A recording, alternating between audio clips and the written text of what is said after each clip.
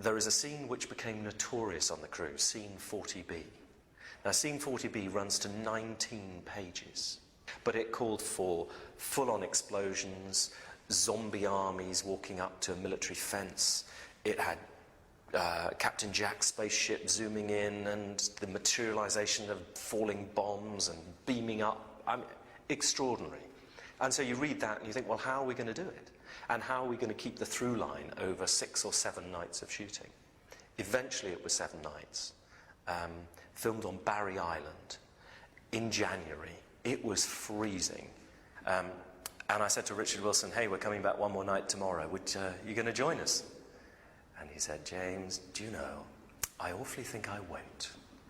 And I think the idea of hanging around in a gas mask at -6 was more than he wanted to cope with. The response from the locals when we're filming is very mixed. I mean, generally it's warm. But like anywhere, you know, there are the people who get fed up when you're filming at night and you're shining a bright light into their window, and they have every reason to, you know, say, excuse me, I want to go to sleep, I've got to get up and do a 6 a.m. shift.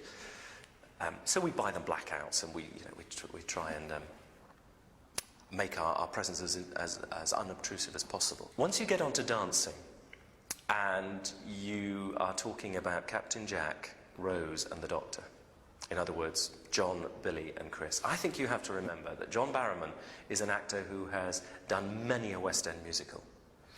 That Billy Piper is a trained dancer and singer, and that Christopher Eccleston has never trained to dance and doesn't like dancing. And he said to me very early on, you know, that's one thing I'm really not looking forward to. I think what you see in the climax to episode 10 when the Doctor dances is a triumph to them all, especially when I let you know it was filmed at 4 o'clock in the morning.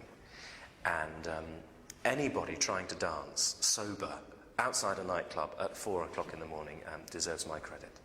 I think to decide how you're going to make an episode scary and to keep the tension, you first of all have got to make a very clear decision about what it is that's scary in the script. You've got to work out what those elements are, whether it's the way the gas mask is used or the sound an actor makes or the fact of a crowd of them coming at you. So there's an amount in the performance, there's an amount in the lighting, and then it's how you use the camera.